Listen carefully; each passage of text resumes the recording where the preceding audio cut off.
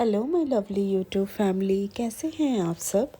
तो आज मैं आप लोगों के लिए होममेड एगलेस डोनट्स की रेसिपी लेकर आई हूँ, जो कि बाज़ार से 100 गुना ज़्यादा टेस्टी बनता है। तो चलिए हम रेसिपी स्टार्ट करते हैं। तो इसमें हमें गिन के 125 ग्राम्स ऑफ मैदा लिया है। उसमें 2 ग्राम्स हमें ईस्ट डालनी है, एक्टिव इंस्टेंट ईस्ट, जो कि एकदम फाइन होती है। मिल्क पाउडर 2.5 ग्राम और मैंने यहाँ कैस्टर शुगर लिया है 25 ग्राम्स। जी हाँ, ये स्वीट होता है तो इसमें शुगर थोड़ी अधिक लगती है। इधर मैं सॉल्ट ले रही हूँ 1 पिंच, थोड़ा सा बैलेंस करने के लिए। ये मैंने सॉल्ट डाल दिया है फ्लावर में। ये ईस्ट आप देख लीजिए, ऐसे फाइन ईस्ट, जैसे पॉपी सीड्स होता है ना, खसखस के दाने, वैसे ईस्ट लेनी है हमें। उसे एक्टिव करना है। अगर वो एक्टिव ऑलरेडी है, अगर आप शॉप से या बेकर के शॉप से इंस्टेंट एक्टिव ईस्ट लाते हैं तो उसको एक्टिव करने की कोई ज़रूरत नहीं है। बट आप लोगों के नॉलेज के लिए मैंने यहाँ पे इसको एक्टिव करके दिखाया है। ईस्ट को हम गुनगुने दूध या पानी में थोड़ी सी शक्कर डालकर उसको मिक्स करके कुछ देर के लिए हमें गर्म जगह पर रख देना है। जैसे कि माइक्रोवेव के अंदर आप अगर रख दो ना, और 15 मिनट्स उसको रेस्ट देना है।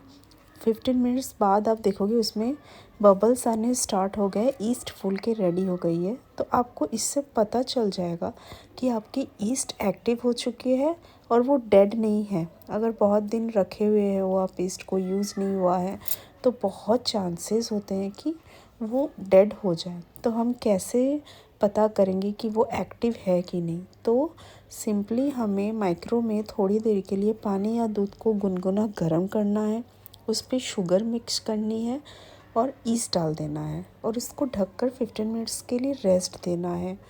15 मिनट्स बाद अगर आप देख रहे हो कि ईस्ट फूल गई है, बबल्स आ गए हैं, फ्लफ़ी हो गई है, तो समझ लो कि ये ईस्ट एक्टिव हो चुकी है। पर उस पर अगर कोई भी हलचल ना हो, दूध एकदम से प्लेन सा दिखे, तो मतलब वो ईस्ट अब काम की नहीं रही। तो आप कोशिश करना कि मार्केट से इंस्टेंट एक्टिव ईस्ट लाओ, जो कि हम डायरेक्ट मैदे पे उसे एक्टिव करने की कोई ज़रूरत नहीं होती है। आप डायरेक्ट मैदे पे डालोगे और मैदे को आप बना लोगे ना, ब्रेड के लिए हो, डोनट्स के लिए हो, पाव के लिए हो, तो वो काम कर जाती है उसमें। बट हाँ, हमेशा हमें याद रखना है ईस्ट को हमें नमक के साथ नहीं मिलाना है। हम पहले ही जो भी हमारा मैदा है ना, उसमें पहले हम नमक, थोड़ा सा हल्का सा नमक मिक्स कर लेंगे। फिर ईस्ट को हमेशा शुगर के साथ ही मिक्स किया कीजिए आप, क्योंकि sugar is the food of east. East sugar खाती है तो वो बढ़ती है, वो फूलती है। तो एक तरह से हम शुगर को ईस्ट का खाना कह सकते हैं। तो अब ये सारे इंग्रेडिएंट्स हम मिक्स कर लेंगे, जो भी एक्सेप्ट बटर हम लास्ट में यूज़ करते हैं। और आप ध्यान से देखो कि मैं कैसे डोनट्स के लिए आटा लगा रही हूँ। ये, जी हाँ, ये थोड़ा स्टिकी ही बनता है, जैसे कि पिज़्ज़ा डो होता है, पाव का होता है। ये सारे डोज जो भी आप लगाओ ना, ये थोड़ा सा ट्रिकी काम होता है और प्राइस इसी चीज़ की होती है, क्योंकि आटे को आपको आधे घंटे तक इसको मलने में आधा घंटा टाइम लगता है आटे को, और ऐसी स्टिकी करके ही उसको मल मल के उसको आपको नॉर्मल स्टेज तक लाना पड़ता है। ये मैं बटर डाल रही हूँ इसमें, बटर के साथ हम चिकना करेंगे। इसमें मैंने अनसॉल्टेड बटर यूज़ किया है। तो अगर आप के एरिया में अनसॉल्टेड बटर अवेलेबल नहीं है तो आप इसमें वो बटर भी यूज़ कर सकते हो, बट आप इसमें अलग से सॉल्ट मत डालना, फिर नहीं तो ये बहुत ज़्यादा सॉल्टी हो जाएगा और आपका डोनट्स अच्छा टेस्ट नहीं करेगा। ये फुल प्रूफ रेसिपी मैं आपके साथ शेयर कर रही हूँ, गारंटीड फुल प्रूफ रेसिपी है। मैंने बनाया है, घर पे सेल किया है और इसका तो काफ़ी क्रेज़ है। मैंने दिवाली में भी पीछे अभी बहुत बल्क ऑर्डर कंप्लीट किया है, आपको बताऊंगी मैं। और घर में तो सबको पसंद है मेरे, क्योंकि मुझे जब भी ऑर्डर आता है, मुझे घर के लिए अलग से 5 मेंबर हैं हम, हमें मुझे 5 डोनट्स अलग से रखने होते हैं। तो इस तरह ये ना बाउल में इसको मलना पॉसिबल नहीं है, तो इसीलिए हमें किचन काउंटर को अच्छे से साफ़ कर लेना है और उसी में इस मैदे को मलना है। अच्छे से अपने बॉडी की पूरी हीट आनी चाहिए जिससे कि मैदा अच्छे से आपका बने। बहुत कोई मशीन में भी बनाते हैं, बट अपने बॉडी का एक हीट होता है। जैसे हम हाथ से उसको मलते हैं तो अपने हाथ का हीट जाता है ना मैदे पे, डो पे, तो वो अच्छे से बनता है। तो अभी इसको अच्छे से हमें बटर से मलना है। और अब नेक्स्ट स्टेप जो है, जब ये थोड़ा सा, अगर आप ये भी थोड़ा ज़्यादा स्टिकी हो रहा था तो इसलिए मैंने इसके ऊपर से थोड़ा सा मैदा छिड़का है ताकि ये थोड़ा सा स्टेबल हो जाए, स्टेबल में आ जाए, स्टेबिलिटी पकड़ ले। और अभी हम इसे पटकेंगे। अब इसको एक साथ लेकर के इसको हमें शेल्फ पे पटकना है। मैं कैसे पटक रही हूँ आप देखो। ये स्टेप बहुत ज़रूरी है फ्रेंड्स, क्योंकि ये नॉर्मल रोटी या चपाती वाला आटा नहीं लगा रही हूँ मैं, हम डोनट्स बना रहे हैं। तो इसको भी मलने का एक अलग स्टेप होता है, तो वो स्टेप आप अच्छे से देखिए कि मैं कैसे इसको मल रही हूँ, स्ट्रेच कर रही हूँ। स्ट्रेच करना ज़रूरी है, इसको पटकना ज़रूरी है। ये सारे स्टेप आपको फॉलो करने हैं और कम से कम 20 मिनट टाइम दीजिएगा इस आटे को मलते मलते। स्टार्टिंग टाइम आप देख लो घड़ी पे कि आप कितने बजे इसको स्टार्ट कर रहे हो। फिर इस पे सारे इंग्रेडिएंट्स मिक्स करने के बाद तक जब आप इसको रेस्ट के लिए रख रहे हो, आप देख लो कि आपने कितना टाइम से मला है इसको। तो कम से कम 20 मिनट आपको इसको आटे को अच्छे से लगाना है। आप आटे की भी बना सकते हो, आप मैदे से भी बना सकते हो, बट मैंने आटे का अभी तक ट्राई नहीं किया है। मेरे क्लाइंट्स को और मेरे घर वालों को मैदे वाला ही पसंद आता है।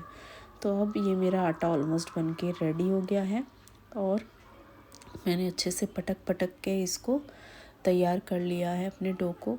और इसको अभी हम थोड़ा सा ऑयल लगाएंगे ताकि ये अपना मॉइस्चर लूज़ ना करे।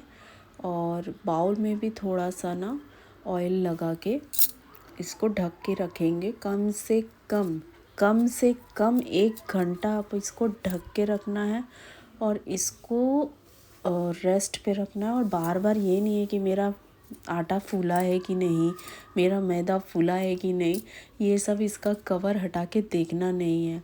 इसको एकदम गीले नैपकिन से या तो जो रैप आता है क्लीन रैप से, उस पर इसको ढक के रखना है 1 घंटा 1.5 घंटा, जितना भी आप टाइम दे सको इसको फूलने के लिए। इसको फूलने दो, रेस्ट पे रहने दो। अब मैंने तेल लगा लिया है और अब जिस बाउल पे रखोगे उस पे भी हम थोड़ा सा ऑयल लगा लेंगे। ऑयल लगा के इसको क्लीन रैप से रैप करके फिर से माइक्रोवेव के अंदर ऑफ़ करके रखेंगे। माइक्रोवेव को चलाना नहीं है, जस्ट उसको कहीं से गर्माहट चाहिए होती है, इसलिए हम माइक्रोवेव को ऑन करके ही रखेंगे, ऑफ़ करके ही रखेंगे, जस्ट ताकि उसको कहीं से कुछ ठंडक ना मिले। तो ये जो मैं रेसिपी आपको बता रही हूँ ये फुल प्रूफ रेसिपी है। अब कईयों के दिमाग में ये आता है कि इस पे बेकिंग पाउडर और बेकिंग सोडा से हम डोनट बना सकते हैं या कुछ और, ये सब नहीं जमता। इसमें बेकिंग पाउडर बेकिंग सोडा का कोई काम नहीं है। मार्केट स्टाइल है ये, एकदम प्रोफेशनल टाइप का मैं डोनट्स की रेसिपी आपको बता रही हूँ। तो please please as it is result के लिए एज इट इज़ मेरे रेसिपी को फॉलो कीजिए। ये मेरे मेंटोर की बताई हुई रेसिपी है जिनसे मैंने सीखा है, जो आज मुंबई की बहुत सारी क्लासेस लेती हैं, उनसे सीखा हुआ डोनट्स की रेसिपी है मेरी। तो अब देखिए ये मेरा 1 घंटे के बाद मैदा रेडी हो गया है फूल के। ये हमने रखा था तब कितना छोटू सा था, और आप इसका अभी वेट चेक करोगे ना तो ये डबल हो चुका होगा। अगर आपने 125 ग्राम मैदा लिया होगा तो ये फूल के आपको 250 ग्राम्स मैदा हो गया होगा। और आप इसको पानी से भी डो लगा सकते हो, बट मैंने हमेशा दूध ही यूज़ किया है। थोड़ा सा ल्यूकवार्म दूध या ल्यूकवार्म वाटर, आप कुछ भी यूज़ कर सकते हो। मैं दूध से बनाती हूँ, पर आप पानी से भी यही रिज़ल्ट आता है। बट एज़ इन मेरा ये प्रोफेशनल काम है, मैं सेल करती हूँ, तो मैं दूध से ही बनाती हूँ। और इसमें ठंडी चीज़ें मत डालो या एकदम गर्म चीज़ें नहीं डालो, थोड़ा सा ल्यूकवार्म दूध ही डालो। तो अभी ये रेडी हो गया है। हमने फिर से किचन स्लैब को साफ़ करके उसको नीचे ले लिया। हमें और थोड़ा सा मलना है और आपने देखा कि मैंने थोड़े से पंचेस किए इसको, तो ये भी हाँ इम्पॉर्टेंट स्टेप है। जैसे ही आप मैदा डालोगे ना, जब ये फूल के रेडी हो जाएगा आपका, तो आपको पंच करना है थोड़ा सा। और माइंड इट कि आपके हाथ में उस टाइम पे कोई फिंगर रिंग वगैरह ना हो, क्योंकि हमें मैदे पे कोई होल नहीं चाहिए। हमें बस पंचिंग करना है और इसको थोड़ी देर के लिए और मलना है। और अब मैं इसको स्प्रेड कर रही हूँ। हमें इसको शेप में लाना है, डोनट्स बनाने हैं इसमें से। इसके लिए अब हम इसको शेप देंगे। और अब ये एक और स्टेप है कि आपका मैदा रेडी हुआ है कि नहीं, ये जानने के लिए। तो आप जैसे ही इसको रोलर पिन से रोल करोगे ना, देखो छोटे छोटे छोटे छोटे बबल्स आ रहे हैं इसके पूरे बॉडी में। तो ये एक और साइन है कि हमारा आटा एकदम फुल प्रूफ रेडी हो चुका है। और ये हम डोनट्स कट कर रहे हैं। जी हाँ, मेरे पास कोई डोनट्स का मोल्ड नहीं है। मैं ऐसे ही कुकी कटर से और अपने नोज़ल से कट के रेडी करती हूँ। जो मेजरमेंट मैंने आपको बताया है उससे 6 डोनट्स बन के रेडी होते हैं टोटल, पर मुझे उस दिन 4 का ही ऑर्डर था, तो मैंने 4 ही बनाए थे। और डोनट्स ऐसे कट करने के बाद आपको हाफ़ एन आवर और रेस्ट पे रखना है, एक गीले नैपकिन से ढक के, ताकि ये थोड़ा सा और अपने आप को फूलने के लिए टाइम दे, रेस्टिंग टाइम दे।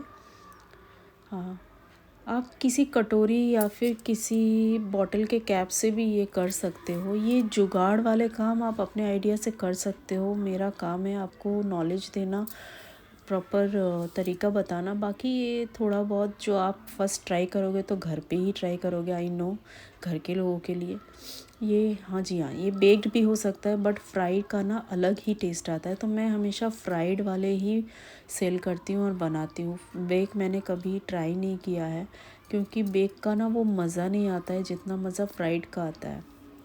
तो अब हम ये डोनट्स फ्राई कर लेंगे। इसे एकदम हाई फ्लेम या एकदम लो फ्लेम में नहीं करना है। हाई फ्लेम में करेंगे तो ये जल जाएंगे, लो फ्लेम में करेंगे तो ये चीवी बनेंगे। ऐसा लगेगा कि हम चमड़ा खा रहे हैं, तो चीवी बनेगा, ये सॉफ्ट नहीं बनेगा। अब ये ठंडे हो चुके हैं मेरे डोनट्स। अब मैंने इसको साइड से कट किया थोड़ा सा फिलिंग डालने के लिए। ये ऑप्शनल है, ये मैं जब सेल करती हूँ तब करती हूँ कि बाहर से भी चॉकलेट का टेस्ट है और अंदर भी जब खाए तो अंदर से भी चॉकलेटी टेस्ट आए। तो ये आप कर सकते हो, ये आपके ऊपर है कि करना है नहीं करना है। और ये हमारा चॉकलेट गनाश है। चॉकलेट गनाश में ऐसे ही जो डार्क कंपाउंड आता है, 100 gram of dark compound and 50 grams of Amul fresh cream को हमें एक साथ बॉईल करना है। फिर इसको ठंडा करके उस पे डोनट्स को डिप करना है। तो इससे ना बहुत अच्छी शाइन आ जाती है डोनट्स पे। ये बन के रेडी हो गया है और अब मैं दूसरा डिप कर रही हूँ। इस तरह से हम हमारे चारों डोनट्स रेडी कर लेंगे। और जो डेकोरेशन पार्ट है वो आपके ऊपर है, आपको कैसे डेकोरेट करना है, मैंने वो भी दिखाया है। अब डेकोरेशन सब अपने हिसाब से करते हैं। अच्छा, तो अब इसका शेल्फ़ लाइफ। तो ये जो डोनट्स हम फ्राई करते हैं ना, फ्राइड वाले डोनट्स आप आराम से बिना चॉकलेट डाले सिर्फ फ्राइड वाले डोनट्स 15 डेज़ तक आराम से कंज्यूम कर सकते हो। ये ख़राब नहीं होते हैं, बट हाँ फ्रिज में रखना होता है और उसको हल्का सा गर्म करना होता है। जैसे कि मैदा है, फ्रिज में जाएगा तो ये टाइट हो जाएगा, बट अगर आप बॉक्स में डाल के इसको हल्का सा गर्म करोगे तो ये अपने टेक्सचर वापस ले लेता है। और सुपर यमी, सुपर सॉफ्ट, मतलब मैं बता नहीं सकती इतने अच्छे डोनट्स बनते हैं। आपको तो ट्राई करना ही करना है ये, और मुझे कमेंट सेक्शन में बताना भी है कि आपको कैसे लगे मेरे डोनट्स की रेसिपी, घर पे सबको कैसा लगा। तो ये, और हाँ, तो मैं बता रही थी बिना चॉकलेट के ये 15 डेज़ तक आराम से रह जाएंगे आपके यहाँ पे फ्रिज पे। और अगर आपने ऐसे चॉकलेट डाल दिया इसके ऊपर तो आप 4 से 5 दिन तक इसको कंज्यूम कर लेना, क्योंकि चॉकलेट गनाश की ना शेल्फ़ लाइफ इतनी नहीं होती है। हम 4-5 दिन तक ही उसको यूज़ कर सकते हैं। अब मैंने ये वाइट चॉकलेट को मेल्ट कर लिया है और पाइपिंग बैग में भर लिया है। और वाइट चॉकलेट सब ऐसे लाइन लाइन कर देंगे सब डोनट्स के ऊपर, जैसे रेगुलर डोनट्स का जो भी आपका डिज़ाइन होता है वैसे चारों डोनट्स पे। इसके ऊपर हम कुछ स्प्रिंकलर्स डाल देंगे रेनबो वाले कलरफुल। जितना कलरफुल बनाओगे, जितना अट्रैक्टिव बनाओगे, क्लाइंट्स उतने अट्रैक्ट होंगे। तो ये मैंने रेनबो वाले कुछ वर्मिसेली डाल दिए हैं ऊपर से, जिससे इसका लुक बहुत ही इन्हेंस हो गया है। और इसके ऊपर ये कैप्सूल वाले कुछ कैप्सूल कहते हैं इस स्प्रिंकलर्स को, तो ये कैप्सूल्स डाल देंगे, कलरफुल कैप्सूल्स आते हैं। और मैंने डार्क चॉकलेट के ऊपर कुछ गोल्डन वर्क का टच लगाया है, जिससे थोड़ी सी रॉयल लुक आ जाती है। और बस हमारा डोनट्स बनके रेडी है खाने के लिए। और मुझे तो अभी देख के मन कर रहा है खा लूँ इन्हें, बट ऑर्डर के है। और इस टाइम में इस दिन मैंने अपने बेटी के लिए रखा नहीं था, तो उसको बहुत वो नाराज़ हो गई मुझसे। और ये डोनट्स का फिर से बल्क ऑर्डर आया मेरे पास। जिन्होंने वो 4 डोनट्स ऑर्डर किए थे उन्हें इतना अच्छा लगा कि उन्होंने फिर से बल्क ऑर्डर किया मुझे। तो ये मेरा फिर से बन के रेडी करा मैंने। तो आई होप ये वीडियो, ये रेसिपी आपको अच्छी लगी है। अगर अच्छी लगी हो तो मेरे चैनल को लाइक और सब्सक्राइब कीजिए और मुझे सपोर्ट कीजिए। Bye bye, take care.